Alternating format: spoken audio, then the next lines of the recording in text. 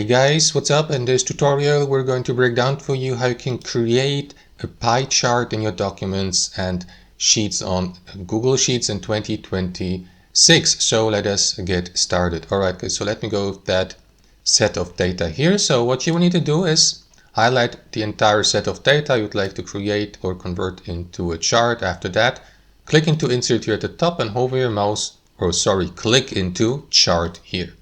That is going to open up that menu here to the right. So as you can see, it has Google Sheets has automatically converted that set of data into a bar chart, but we don't want any bar chart here.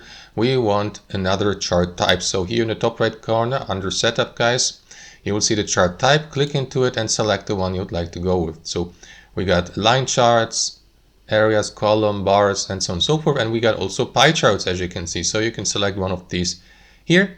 Let me go with the first one.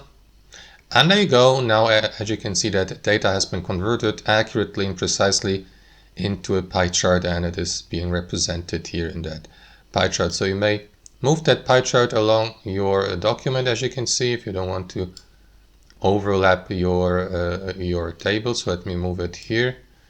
And that's basically it. Now, of course, you can customize your pie chart here to the right, like select a specific data range, which is in this case here, from A1, which is the top left cell, to, which was it, E12, which is correct. So you can reduce that data range, for example, and you can add also labels, as you can see here, and so on and so forth, guys. So customize it and find your preferred setup, and that's it.